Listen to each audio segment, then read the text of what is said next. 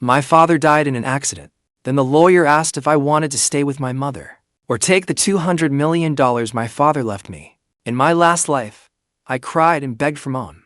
In the end, she took my father's death benefit and turned right around to marry her lover next door. No, Uncle Victor, I became unwanted baggage in their eyes.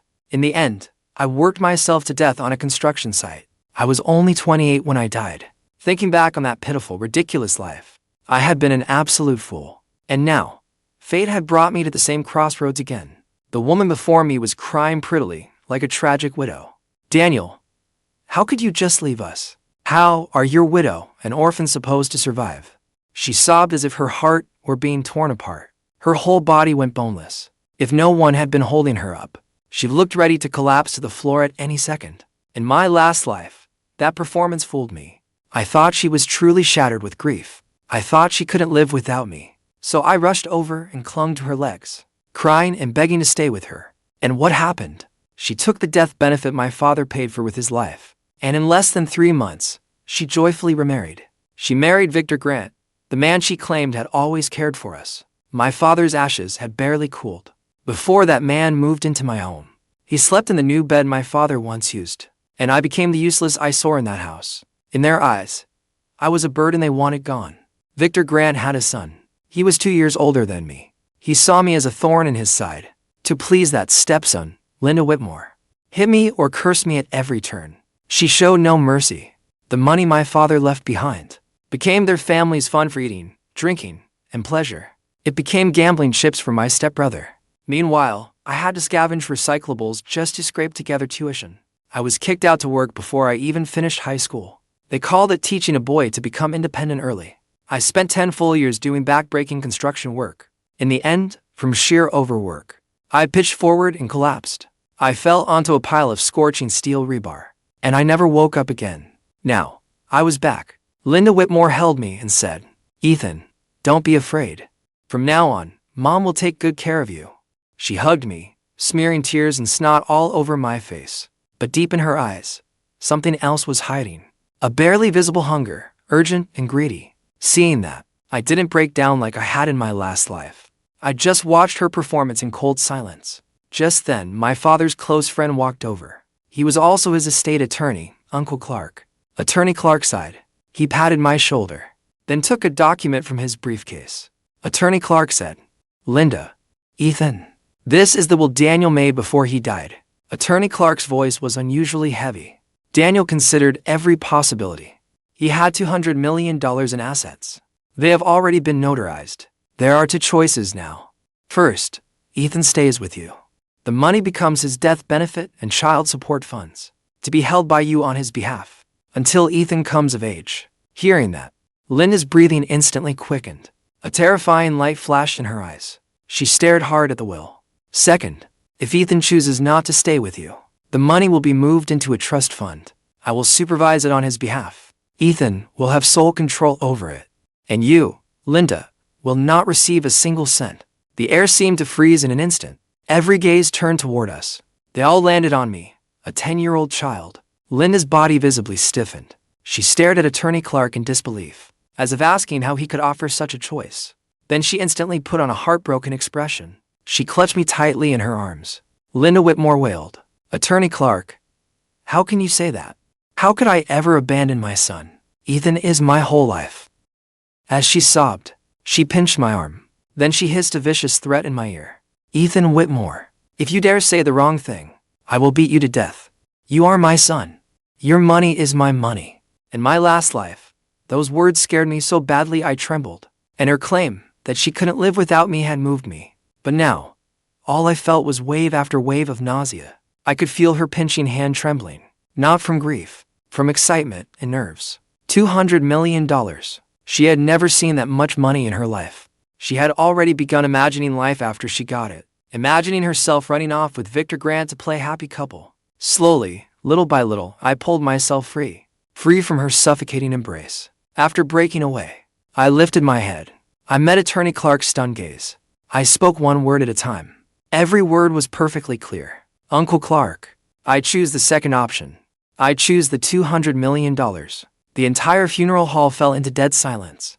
The silence after my words was absolute. You could hear a pin drop. Everyone looked as if someone had hit pause. They stared at me, stunned and speechless. The grief on Linda's face froze instantly. Then it cracked apart inch by inch. At last, it twisted into disbelief and rage. Linda shrieked, "Ethan Whitmore, what did you say?"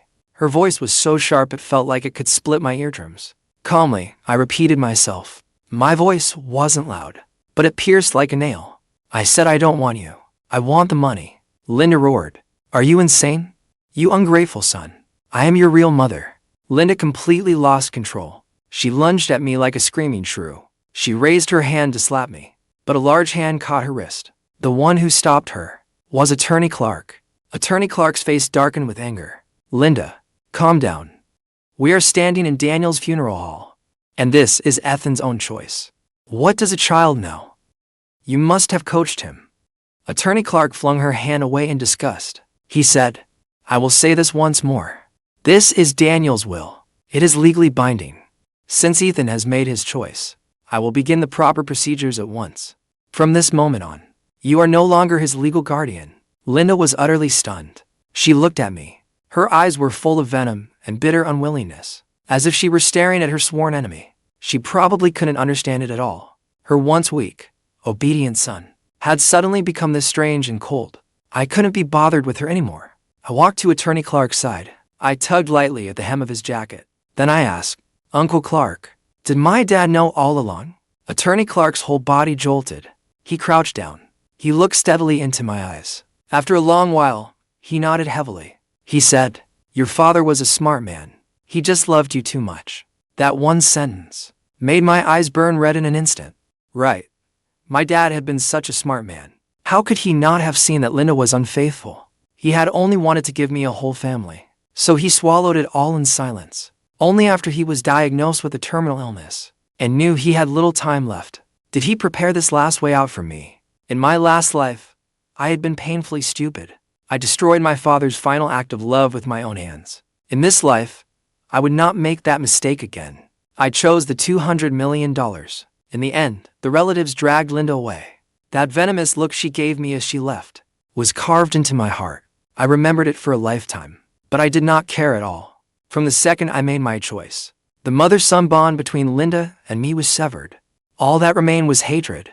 Attorney Clark became my new legal guardian. He was decent and reliable. After my father's funeral was over, Attorney Clark took me into his home. He showed me a long investment list. Every item was a project he and my dad had studied together. But I flipped straight to the last page. "Uncle Clark, sell everything before this." Attorney Clark was shocked. He said, "Ethan, these are all blue-chip stocks. Your father chose them very carefully. They are extremely stable." I shook my head and said, "Too slow." I reached out a finger and tapped the list. I tapped a few unremarkable names. "Put all the money into these companies." Attorney Clark frowned tightly and said, "Penguin Tech and Atlas Commerce. What kind of companies are those? I have never even heard of them." "Ethan, investing is no joke." "Uncle Clark, did you trust my dad?" He froze for a moment then. "Of course I did." So I nodded and said, "Then trust me this once, too." My dad told me in a dream. That was the only clumsy excuse I could use. But Attorney Clark looked into my eyes. Those eyes were far too calm for a 10-year-old. And somehow, as if under a spell, he nodded. What he did not know was that the names I had chosen would shake the entire world over the next 10 years and grow into massive corporate giants. And I would be the most mysterious shareholder behind them all. After everything was arranged, I finally relaxed completely. I set myself a brand new life goal. Live the soft life. Yes, exactly. Live the soft life. In my last life, I worked myself to death. This time, I was going to live in comfort. I had Attorney Clark find the best private school for me. Not so I could study myself sick, but because the environment was good and the cafeteria food was great. I started working out. Not for any other reason. Just so I could have 8-pack abs and sharp V-lines later on. It would make clothes look better on me. I started studying classic regional cuisines. I even learned how to brew my own rice wine. Not because I wanted to become a chef, but simply to indulge my own appetite. I dumped all the troublesome stuff on Attorney Clark. Later, I handed the rest to the professional team he built for me. The man leading them was Walter Woods, an elite professional back from Wall Street. I poached him with triple salary. I had only one demand for him. Do not come bother me. Handle anything that comes up yourself. If you cannot handle it, make them go bankrupt. The look Walter gave me then was like he was looking at a spoiled heir about to burn through the family fortune. But he still carried out my orders faithfully.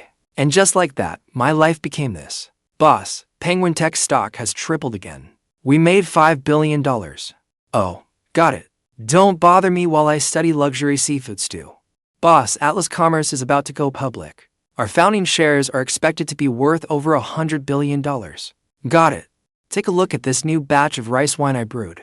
Boss, that plot of land you bought on a whim last time is going to be developed into the central business district of the new zone. Its value has skyrocketed 100-fold. Walter gradually got used to my happily coasting lifestyle. He even started filtering things out for me on his own. The unimportant ones.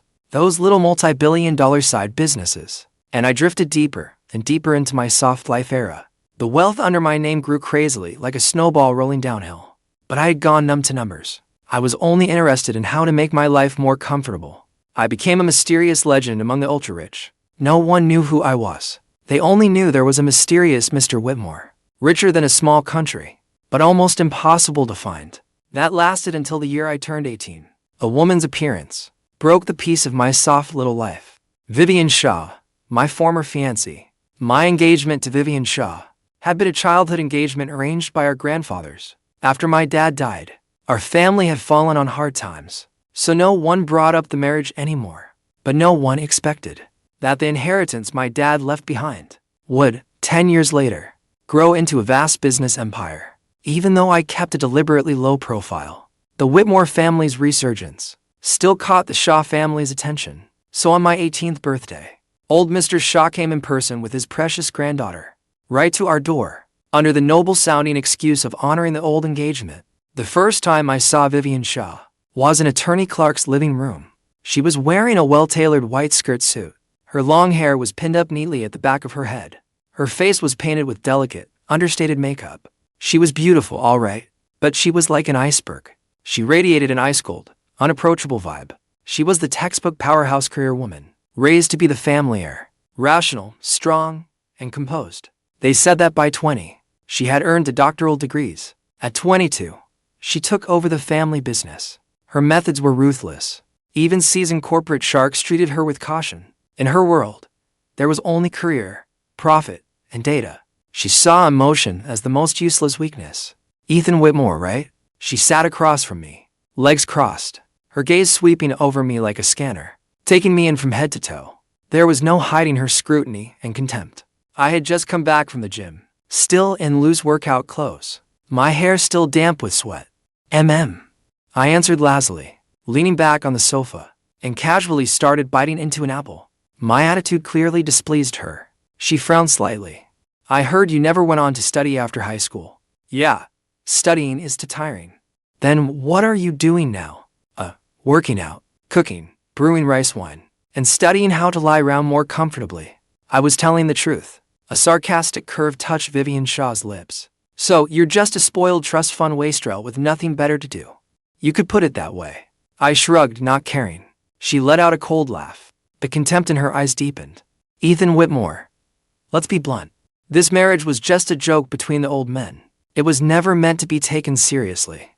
The man who becomes my husband has to be a strong man who can stand beside me as an equal, not some useless loser who only knows how to eat, drink, and have fun. So, I looked at her with interest. So, I want you to go tell my grandfather yourself to call off this engagement. She said it in a commanding tone. As compensation, I can give you some money. Or, in our company, I can arrange an easy job for you. I nearly spat out my mouthful of apple. Give me money. Give me a job. Did she even know that the Shaw Group she was so proud of, in my eyes, didn't even count as spare change in my portfolio? Looking at her smug, superior attitude, I suddenly found it amusing. In my last life, I did not even have the right to see her once. But, in this life, she was sitting right in front of me, offering me compensation in a tone that sounded like charity.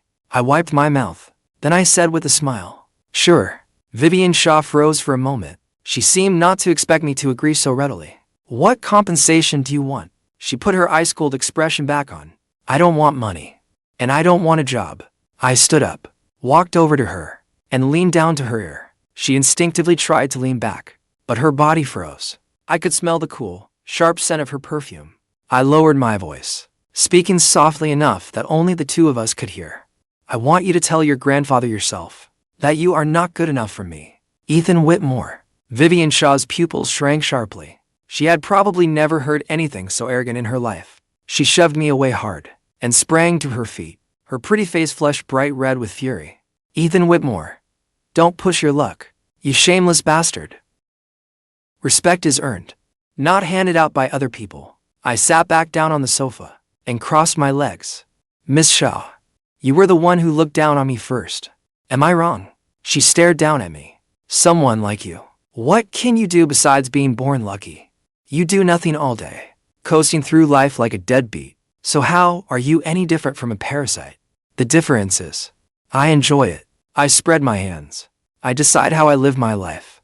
Unlike certain people, who live like precision machines, calculating the cost of every feeling they have. My words clearly struck a nerve. Her face turned a few shades paler. She clenched her fists. We're on different paths. I will dissolve the engagement myself. From now on, you and I have nothing to do with each other. After that, she turned and left without looking back. That proud figure from behind looked like a proud swan defeated yet too stubborn to bow. Attorney Clark came out of the study, his face full of worry. Ethan, wasn't that a little too impulsive? The Shaw family has serious influence in the capital. Don't worry, Uncle Clark. She was the one who wanted to call off the engagement. It is not like I drove her out. Besides, someone who could not even control her own marriage could not possibly amount to much. I looked in the direction where Vivian Shaw had disappeared. There was not a ripple in my eyes. In my last life, she was the bright moon hanging high in the sky. I was not even worthy of looking up at her. But in this life, in my eyes, she was only a poor woman trapped by her family. I looked forward to seeing what she would look like when she broke down. That would certainly be interesting. The engagement scandal soon died down. Vivian Shaw kept her word. Within a few days, the Shaw family officially announced that the engagement was dissolved. I was happy to have my peace back. I went right on living the soft life. Walter Wood still called like clockwork every day. He reported how many more 9-figure milestones I had earned. My personal fortune had already swollen into a terrifying number I could not even be bothered to calculate. Yet every day, I still wore athletic clothes worth only a few dozen dollars and drove an ordinary little car, shuttling between the gym and the farmer's market. Until one day, inside a dessert shop on the verge of closing down, I met an angel. It was a shop tucked deep in an old quarter alley. The storefront was tiny. The decor had an old-world charm. It sold heritage pastries that were almost forgotten. I was drawn in by the handwritten wooden sign at the door. Today's special, honey chestnut blossom cakes. That dessert was the one my dad had loved making for me when I was little. I pushed the door open and stepped inside. The wind chime rang out with a clear, bright sound. A girl in a pale green vintage silk dress walked out from the back kitchen. Her long hair fell to her waist. She was bare-faced and naturally beautiful. A trace of startled confusion crossed her face. The moment I saw her, my heart skipped a beat. It was a strange, wonderful feeling. She was not aggressively beautiful like Vivian Shaw. Instead, she was like a pool of clear spring water, clean and pure. One glance at her was enough to make a person feel at peace. "Excuse me, you still have any honey chestnut blossom cakes?" I asked, my voice unexpectedly dry. The girl froze for a moment, then gave me a gentle smile. It was like a spring breeze brushing over a lake, sending soft ripples spreading outward. "Yes, please, have a seat. I will bring some right out for you." Her voice was lovely too, soft, warm, and sweet. I found a seat by the window. Before long, she came over carrying a delicate plate of pastries and set it in front of me. The chestnut cakes were shaped into tiny blossoms. Glistening honeyed blossoms were scattered on top. They gave off an irresistible sweet fragrance. I picked one up and put it in my mouth. This was the taste, exactly like my dad's. A wave of warmth rose from the bottom of my heart. My eyes actually grew a little damp. "Well, is it good?" The girl sat down across from me, resting her chin in both hands. She looked at me with eager anticipation. I praised it from the heart. "It tastes exactly like the ones my father used to make." "Really?" Her eyes lit up. "My grandmother passed this recipe down to me." She said hardly anyone knows how to make it anymore. Your grandmother must have been amazing. She puffed out her chest with pride. She was. My name is Clara Bennett. I run this shop. What about you? I am Ethan Whitmore. Just like friends who had known each other for years, we began to talk. Her family's heritage ran deep.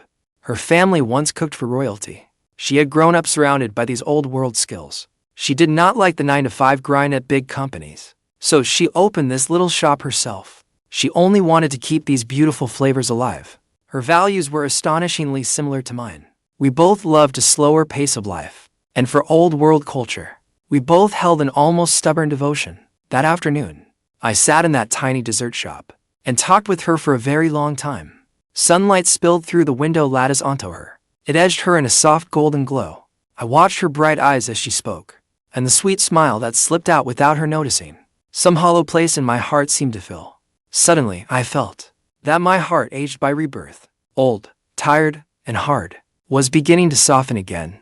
From that day on, Clara Bennett's dessert shop became my new refuge. I went there every day, without fail. Sometimes I went to try a new dessert she had created. Sometimes I went for a cup of tea she brewed by hand. Most of the time, I simply sat there and quietly watched her work. She was busy, with only herself to run the shop, preparing ingredients, making pastries, serving customers, and cleaning up. She handled every task herself, but she never complained. A contented smile was always on her face. I began learning how to help her. At first, I helped wash dishes. Later, I helped prep vegetables. After that, she even allowed me into her back kitchen to watch her make desserts. Her back kitchen was not large, but it was kept perfectly organized. Every tool was arranged neatly in its place. When she worked, she was deeply focused, like a devout artist. Watching her slender hands take ordinary ingredients and turn them into exquisite little works of art was a pleasure in itself. Once, I was helping her move a heavy bag of rice flour. I had just finished working out, so I was wearing only a tight athletic tank top. Clara Bennett stood behind me, watching my muscles flex from the strain. Her cheeks turned faintly red. Ethan, you have such a good body. I set the bag down. Then I turned around and deliberately puffed out my chest. Want to see how it feels? I thought she would blush and run away. To my surprise, she actually reached out. Her fingertips were slightly cool, carrying a faint sweet scent of sticky rice. She gently poked the grooves between my abs. Wow, it's really hard.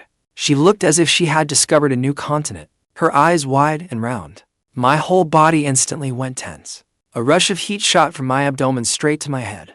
I had lived to lifetimes, and this was the first time a girl had ever teased me like this. Seeing her so innocent and curious, I did not know whether to laugh or sigh. I caught her mischievous little hand. Her hand was very soft, as if it had no bones at all. I lowered my voice and leaned close to her ear. Her face flushed bright red in an instant, like a ripe apple. She quickly pulled her hand back, then turned and fled from the back kitchen.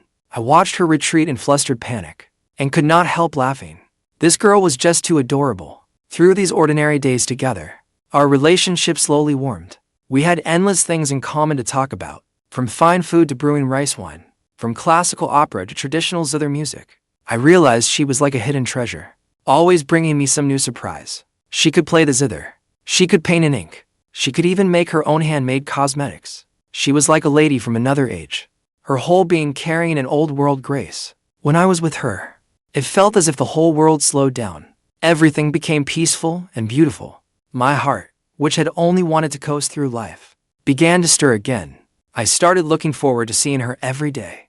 I looked forward to her smile, to bickering with her, and to all her little unconscious gestures. I even began to think that if, in the days ahead, she were by my side every day, that might not be bad at all. I gave her dessert shop my own private name.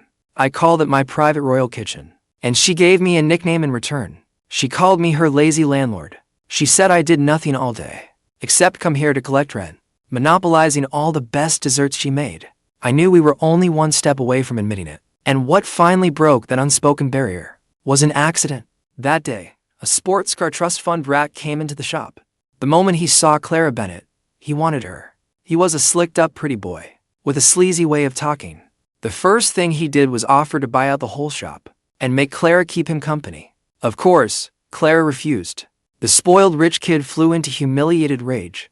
He started throwing a fit in the shop, smashing quite a few things. At the time, I was in the back kitchen testing a new recipe. When I heard the commotion outside, I rushed out at once. I saw the shop in ruins, and Clara's little face gone deathly pale with fear. A nameless fury surged up inside me. Into lifetimes, I had never been so angry. I stepped in front of Clara, staring coldly at that spoiled rich kid. "Get out! Who the hell are you? How dare you stick your nose into my business?" The spoiled rich kid jabbed a finger arrogantly at my nose. I said nothing. I simply took out my phone and called Walter Woods. "Walter, run a license plate for me. Within 5 minutes. Make him and his family's company disappear from the capital." The spoiled rich kid froze for a second. Then he burst into wild laughter. "Oh, that's hilarious. What, do you think you are in a movie? Make my family disappear in 5 minutes? Do you know who my father is?" I watched him quietly, as if I were looking at a dead man. In less than 3 minutes, the spoiled rich kid's phone rang. He answered it, and the smile on his face froze instantly. "What, Dad? What did you say? The company accounts were frozen? All our partnerships were canceled. How is that possible? Who did we offend?" His voice shook with fear. At last, he dropped to his knees with a heavy thud. The phone slipped from his hand. He lifted his head and stared at me as if I were a monster. His lips trembled, but he could not say a single word. "Can you get the hell out now?" I said flatly. He scrambled out on his hands and knees. He even abandoned that flashy sports car of his. The shop fell quiet again. Clara Bennett looked at me, her beautiful eyes filled with shock and a trace of admiration. "Ethan, you." I turned to look at her, my heart aching. I wiped the tear stains from her face. "I'm here now." After saying that, I did not wait for her to react. I lowered my head and kissed her slightly cool lips. Clara Bennett's lips were as soft as I had imagined, with the delicate sweetness of honey blossoms. At first, she went stiff. She was like a startled deer. Then, slowly, she relaxed and clumsily kissed me back. The kiss was soft and brief, yet it struck my heart like a bolt of electricity. Only after a long while did I reluctantly let her go. She lowered her head, her face so red it seemed it might bleed, too shy to look at me. "Clara." I cupped her face and made her look into my eyes. Then I said seriously, "Will you be my girlfriend?"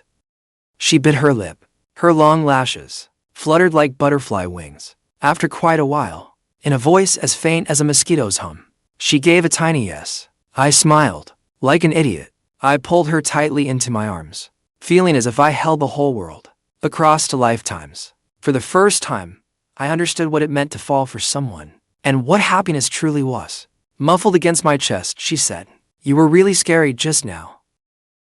"Did I scare you?" "One phone call from you can bankrupt a company." "Ethan, who are you really?" I looked into her clear, innocent eyes, and knew I could not keep hiding it from her.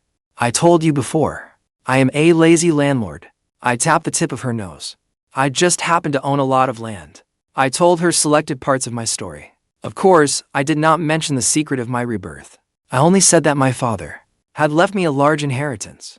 I used that money to make a few investments and earned a little pocket change. Clara blinked. "A little pocket change? Enough to bankrupt a company in 5 minutes? Just how little is that, huh?" I thought for a moment, then explained it in a way she could understand. Your dessert shop, for example. I could probably buy tens of thousands of them." Clara drew in a sharp breath. She counted on her fingers for a long while, then looked at me in complete shock. "You are $100 billion tycoon?" I nodded. She fell silent. Unease stirred in my chest. I was afraid that the huge gap in wealth between us would make her pull away. But after staying quiet for a long while, she suddenly lifted her head and looked at me with a solemn face. "Ethan, listen carefully. Yeah, from now on, your money is my money, and my money is still my money." I froze for a second, then burst out laughing. I lifted her into my arms and spun her around several times. "All right, whatever you say. My royal kitchen manager." I spun her until she was dizzy, so she could only wrap her arms around my neck and laugh with a clear, bell-like sound. I knew I had chosen the right person. The one I loved was Clara Bennett herself, not any status or shine around her. After I got together with Clara, my soft, laid-back life became bright and colorful. We studied new desserts together and brewed new wine together. She would drag me to the morning farmer's market, arguing with vendors until her face flushed over a few cents.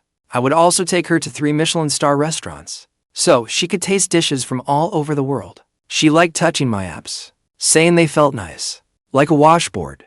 I liked kissing the hollow of her throat, and watching her cheeks flush as she trembled. Like every couple madly in love, we were shamelessly sweet and clingy. Walter Woods had a lot to say about that. Every day, he said he was drowning in our PDA.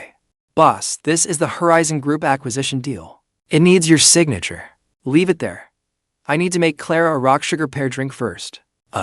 Boss, this is an invitation to a European royal dinner. Turn it down. I am taking Clara to see a new movie.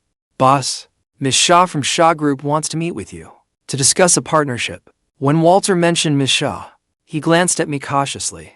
My hand paused. The name Vivian Shaw was one I had not heard in a long time. I asked flatly, "What does she want from me?" Walter explained. Shaw Group has been having cash flow problems lately. They urgently need a major investment. They heard about our Fairwind Ventures and want to seek a partnership. Fairwind Ventures was the investment company I had Walter set up. It was also, within my vast business empire, the most insignificant little corner. But even that little corner, to Shaw Group, was an untouchable giant they had to look up to. How the tables had turned. Back then, that woman had looked down from above. The Ice Queen CEO who said I was not worthy of her. And now, she had to come begging me for investment. A playful smile tugged at the corner of my mouth. Tell her, if she wants to talk, she can come to my private royal kitchen herself. Private royal kitchen? That meant Clara's dessert shop. Walter looked completely baffled. Have her bring the proposal. I want to see how sincere she is. I wanted to see what Vivian Shaw would look like when she saw me with Clara Bennett. When she saw the worthless loser she once despised had become someone she had to look up to. That expression of hers was bound to be spectacular. I was starting to look forward to it more and more. When Vivian Shaw arrived, I was in the back kitchen, making Clara's favorite crab soup dumplings. I was wearing a white chef's jacket, with an apron tied around my waist. My hands were still dusted with flour. Clara was like a little cat, hugging my waist from behind, her chin resting on my shoulder. She stole bites of the freshly steamed crab roe, while bossing me around. That fold is ugly. Do it again. Oh no, the soup is going to leak out. Dummy. This one barely passes. This manager approves. I let her fuss as much as she wanted, turning now and then to kiss her cheek. The kitchen was filled with the aroma of food and the sweet warmth between us. That was when Vivian Shaw pushed the door open and walked in. Today, she wore a black business suit. Her hair was still combed with flawless precision. Fatigue and anxiety showed on her face, but she still tried hard to maintain that Ice Queen CEO facade. When she saw the scene before her, she froze like stone. She probably never dreamed that the legendary, mysterious, powerful hidden owner of Fairwind Ventures would be the worthless loser she had once despised most. What shocked her even more was that this so-called loser was now wearing an apron, standing in the back kitchen of a tiny dessert shop, personally cooking for a girl. And that girl was holding him in a way that clearly claimed him as hers, hugging him with open intimacy. Vivian Shaw's face went deathly pale in an instant. In those eyes that were always calm and rational, shock and confusion flooded in, along with a trace of humiliation she did not even notice herself. Miss Shaw, you are here. I acted as if I had only just noticed her. I wiped my hands, untied my apron, and greeted her with cool indifference. Clara also peeked her little head out from behind me, curiously studying Vivian Shaw. Then she asked me softly, "Ethan, who is she? She looks so scary." A beggar asking for a handout. I smiled and gave Clara's nose a gentle pinch. Clara could not help laughing. Vivian Shaw's face instantly turned from white to blue, then from blue to red. It was quite the show. She clenched her fists, her nails digging deep into her palms. She forced a few words through gritted teeth. "Ethan Whitmore, do not push this too far." I raised an eyebrow. "Ms. Shaw, if I remember correctly, you were the one who said we had nothing to do with each other. Now, you came to me on your own. If you are not here begging, then what are you here for?" I led Clara to a table outside and sat down. Then I placed a steaming basket of dumplings in front of her. "Try them, they are fresh out of the steamer." Only then did I slowly look over at Vivian Shaw and gesture for her to sit. "Ms. Shaw, have a seat. Say what you came to say." My attitude was careless and dismissive. as if I were brushing off someone who did not matter. This was nothing like the business negotiation she had imagined. There was no tense showdown, no sharp verbal sparring, only domination. Naked, absolute domination from every angle.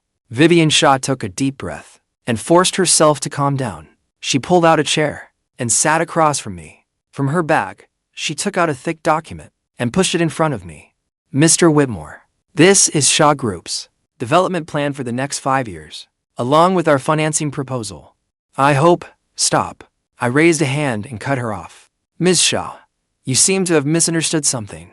What? Right now, you are asking me for help. I am not asking you.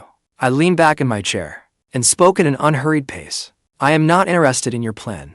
I only want to ask you one question. I pointed at Clara beside me, then pointed at myself. Do you think she and I are well matched? Vivian Shaw's body jolted hard. She looked at me, then looked beside me, at Clara, nibbling her crab soup dumplings in tiny bites, her face full of simple happiness. Vivian's lips moved, but she could not say a single word. Were we well matched? That question was like a sharp knife, driving deep into her proud heart. The man before her was handsome and wealthy, powerful enough to move heaven and earth. Yet for an ordinary girl, he was willing to cook with his own hands. The adoration in his eyes was a tenderness she had never seen before. And though that girl was dressed simply, her smile was pure, her eyes clear, and her whole being glowed with the happiness of being loved. Sitting together, they looked like a picture of quiet happiness. And Vivian herself, she wore an expensive suit, held a thick proposal, and sat here like a clown, begging this man for a shred of mercy.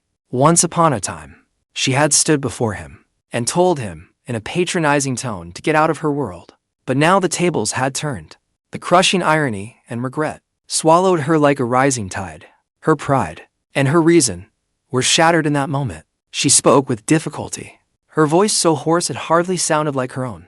You two are well matched, are we? I smiled, but I remember someone once calling me a worthless loser, a parasite, and saying I was not worthy of you. The last trace of color drained from Vivian Shaw's face. She knew I was humiliating her, using the very words she had once said, and throwing them right back at her. Ethan Whitmore. I admit it, I was blind back then. She closed her eyes, as if it took every ounce of strength she had. I apologize to you, but business is business, and personal matters are personal.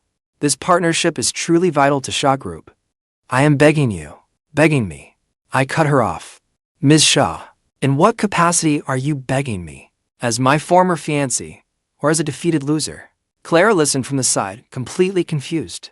But she was smart enough not to interrupt. She silently placed a crab soup dumpling into my bowl, then looked at me with those clear eyes of hers, quietly giving me her support. That tiny gesture made Vivian Shaw's defenses collapse completely. She saw the wordless understanding between us, that bone-deep intimacy, something she could never have. She had always thought she was chasing the peak of her career, the highest kind of power, but not until today did she realize that when she stood above everyone, then looked down, her heart was so empty and cold.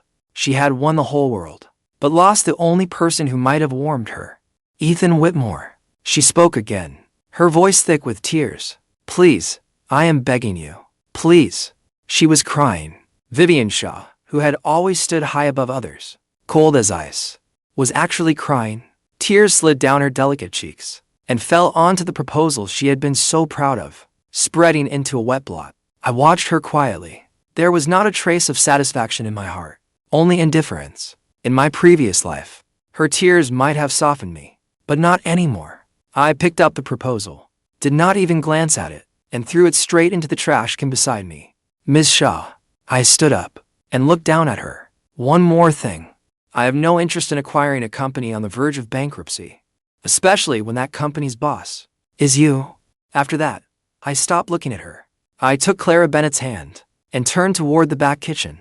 Behind me, Vivian Shaw's uncontrollable, broken sobs rang out. I knew that from today on, I had crushed that woman's pride with my own hands. And this was only the beginning.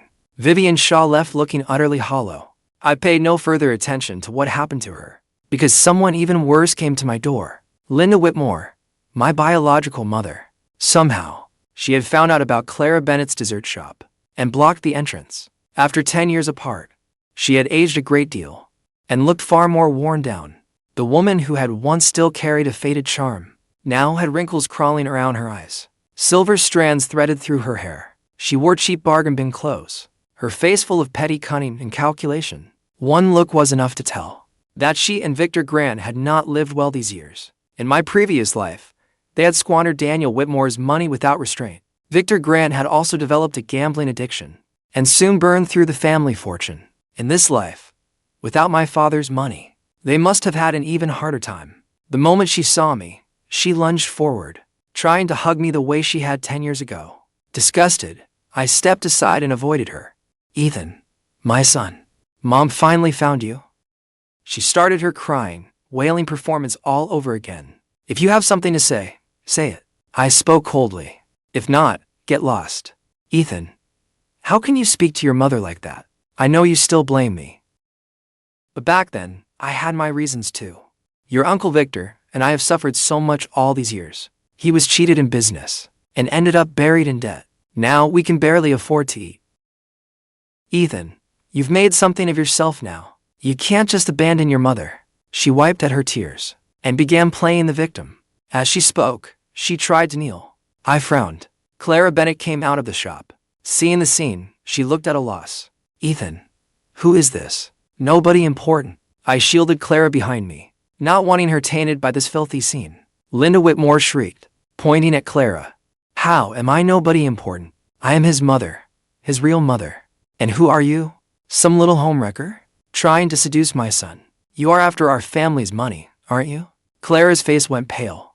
My expression darkened completely. I spoke one word at a time, my voice cold as ice.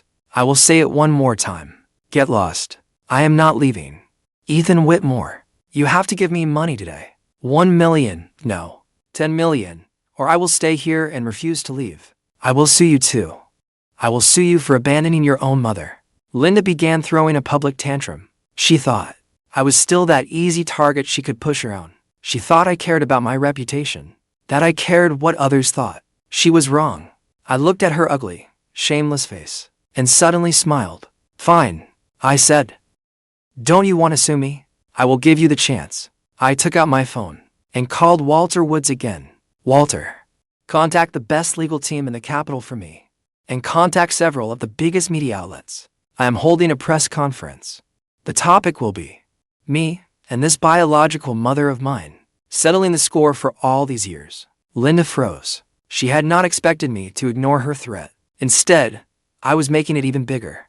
"You would not dare." She was all bluster, but afraid underneath. "Watch me."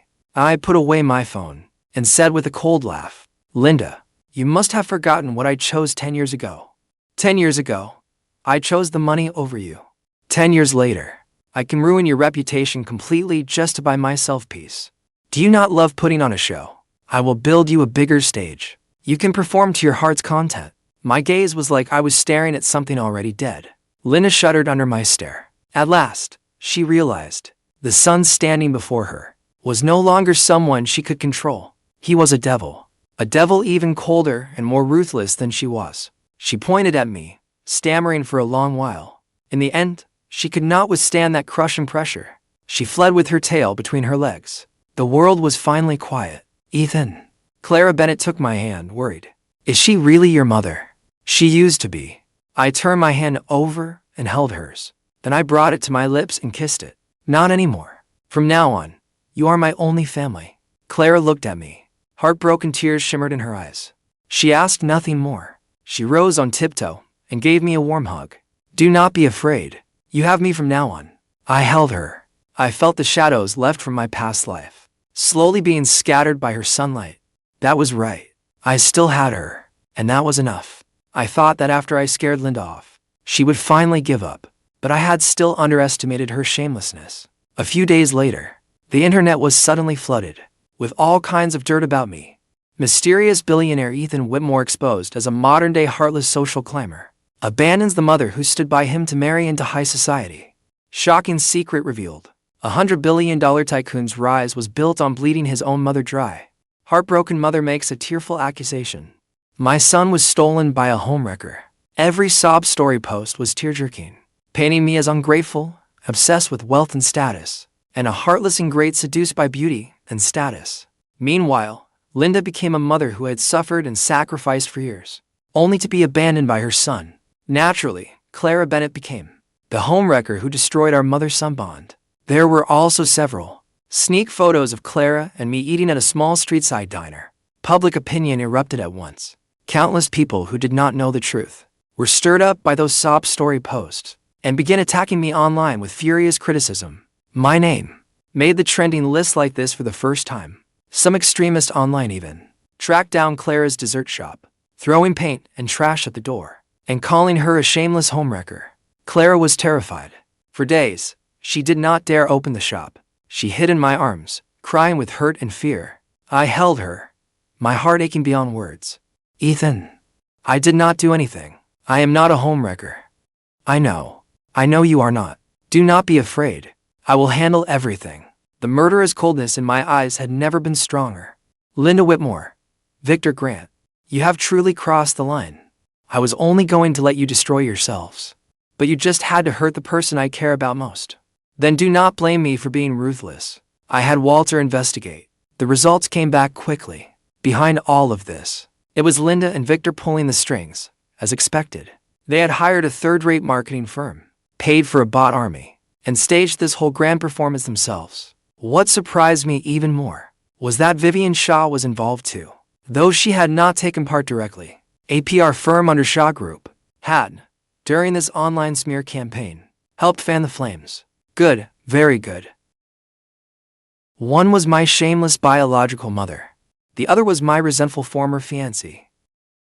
Since you like joining forces, I will send you to hell together. I did not rush to clear my name, nor did I remove the trending topics. I let public opinion keep fermenting. I wanted them to climb higher, so they would fall harder. And sure enough, when the whole internet's condemnation of me reached its peak, I held the very press conference one had prepared for Linda. The venue was the capital's most exclusive ultra-luxury hotel. In its grand ballroom, I invited over 100 major media outlets nationwide. The scale was unprecedented. Linda was also invited to the scene. She probably thought I was going to back down and pay her off to end it. A smug smile sat on her face. Vivian Shaw came as well. She sat in an inconspicuous corner, waiting to see how I would clean up this mess. I wore a well-tailored handmade suit and walked onto the press platform holding Clara Bennett's hand. Clara was a little nervous. Her palms were slick with sweat. I gave her a reassuring smile. Camera flashes went off like mad. I cleared my throat. Facing the countless microphones and cameras before me, I spoke my first words. Hello, everyone. I am Ethan Whitmore. I asked you all here today to tell you a story about choice. I told the story of when I was 10, exactly as it had happened. From my father's will, to Linda's threats, and then to the choice I finally made. I spoke very calmly, without the slightest tremor of emotion, as if I were describing something that had nothing to do with me. But the entire hall fell into a deathly silence. Every reporter was stunned. They probably never imagined the truth would be such a shocking reversal. Linda's face went deathly pale in an instant. She tried to rush up and argue, but the bodyguards I had arranged pinned her firmly down. Of course, words alone proved nothing.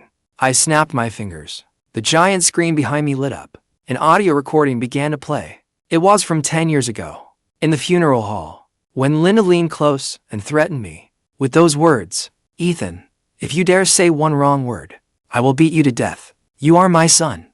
Your money is my money. The sound was crystal clear. I had Attorney Clark retrieve it from the pocket recorder he had carried back then. My father had been cautious when he was alive, so Attorney Clark, just in case, had recorded every conversation at the time. None of us expected it to matter today. The moment the recording played, the entire hall erupted.